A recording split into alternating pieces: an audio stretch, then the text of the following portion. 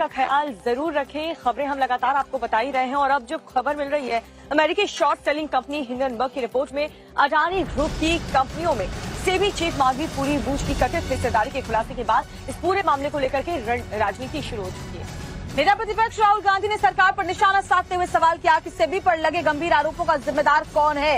हालांकि हिंडनबर्ग के आरोपों को सेबी और अडानी समूह ने बेबुनियाद बताया है। इन सब के बावजूद शेयर बाजार के निवेशकों में डर का माहौल है और अंदेशा इस बात का है कि कहीं पिछले साल की तरह इस बार फिर अडानी ग्रुप के शेयर्स में आज बड़ी गिरावट तो नहीं देखी जाएगी। तो बड़ी खबर आपको बता रहे हैं, हिंडनबर्ग की जो लेटेस्ट रिपोर्ट है, देखिए उस पर एक बार फिर से जबरदस्त सियासत तेज है। हालांकि अडानी ग्रुप के शेयरों ने हिंडनबर्ग की पहली रिपोर्ट के बाद रिकवर कर लिया और अब ग्रुप ने लगभग सभी शेयर प्री हिंडनबर्ग पीक से ऊपर है।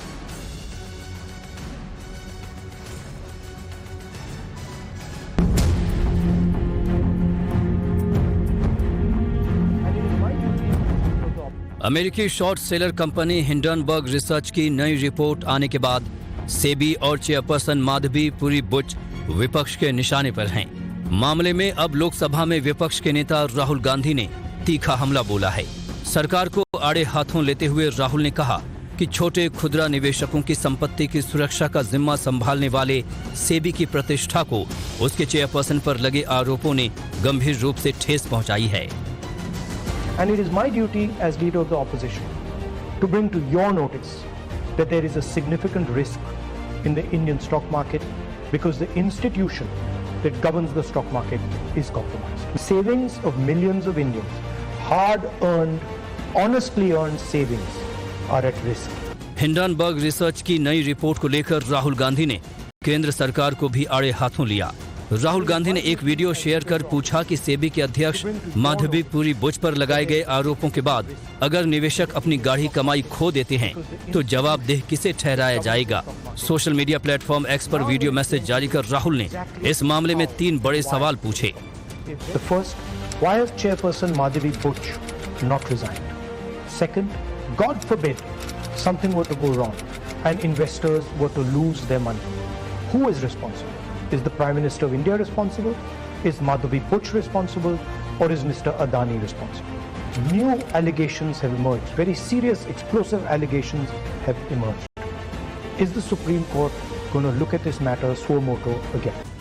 राहुल गांधी ने केंद्र सरकार और पीएम मोदी पर मामले की जेपीसी से जांच कराने से बचने का आरोप लगाया।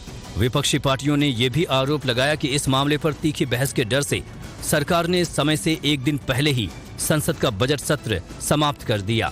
तो वहीं दूसरी ओर बीजेपी ने इन आरोपों को खारिज करते हुए राहुल समेत पूरे विपक्ष पर पलटवार कर दिया और विपक्ष पर वित्तीय अस्थिरता फैलाने की साजिश रचने का आरोप लगा दिया।